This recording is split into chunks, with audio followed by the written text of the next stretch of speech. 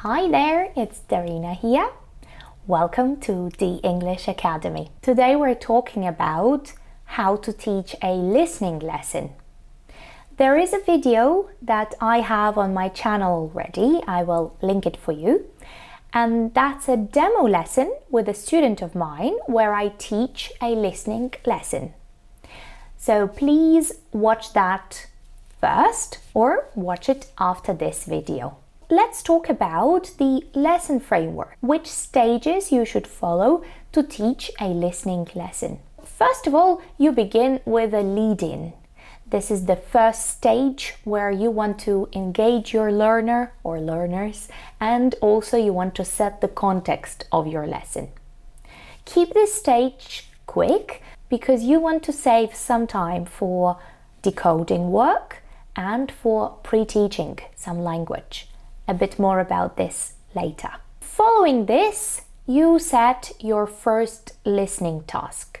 Just a reminder, we've got different sub-skills that we develop in class, depending on how much time you have. If you're teaching a 40 or 45-minute lesson, then you need to develop two different sub-skills. If you're teaching a 60-minute lesson, then you can develop all three different ones. So the receptive sub-skills that we help our students develop are listening for gist, listening for specific information, and listening for detailed understanding.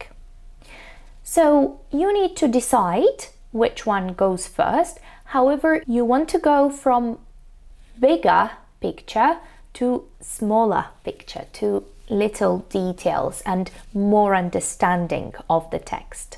The same goes actually for a reading lesson as well. However, today we will focus on listening because in a reading lesson you don't really put so much emphasis on pronunciation work. So you've set your first listening task. For example, it's listening for gist. After this, you are going to do pre-teaching and a bit of decoding work.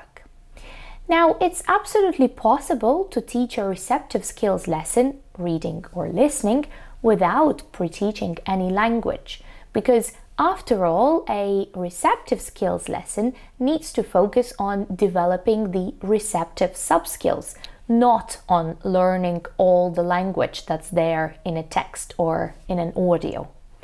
But you could choose a few items to help your students with, and those need to be the items that are really blocking.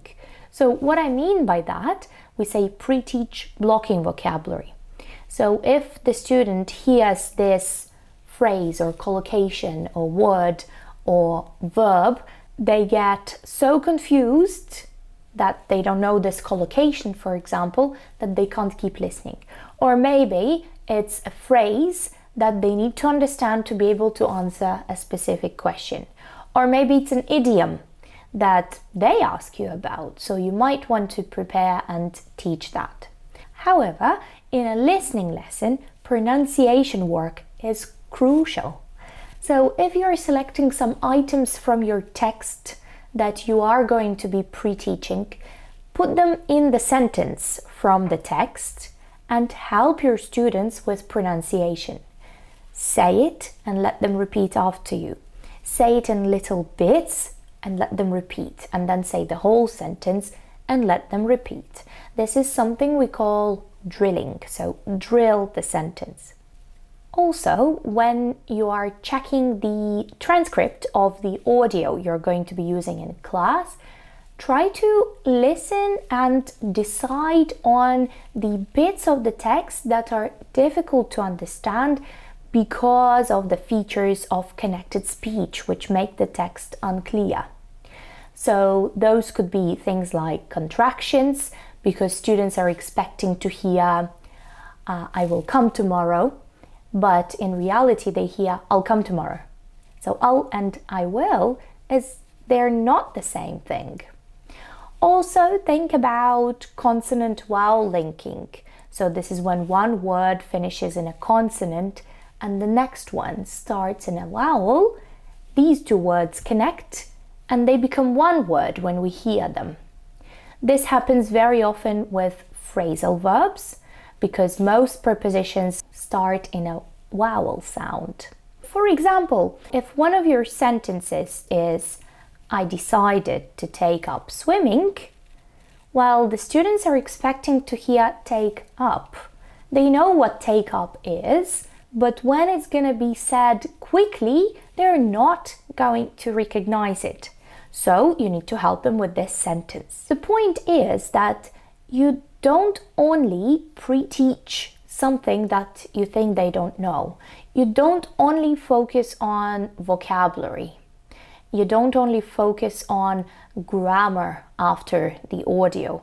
At this point, you want to do some decoding work, helping them with a variety of features of connected speech, intonation, stress, sentence stress, contractions, and so on and so forth. Whatever you think your students might not understand. When you've done that, you move on to developing your second sub-skill.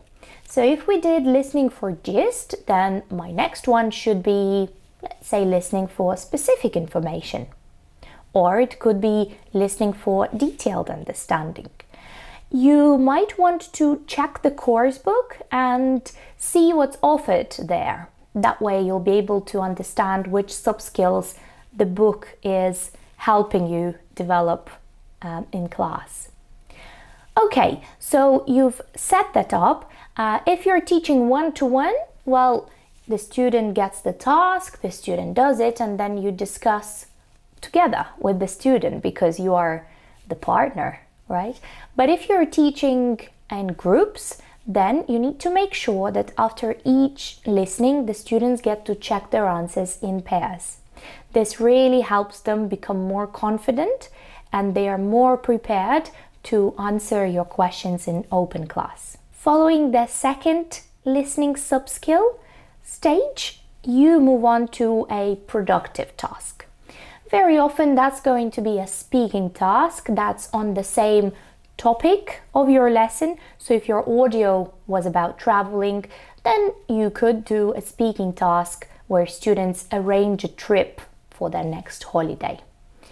This could be anything really. Very often course books provide you with some speaking ideas, or it could be a quick post-text discussion where the students simply answer a few questions about the text. And after this, a very good idea is to do a bit of delayed error correction. I'd recommend doing some delayed error correction after each lesson.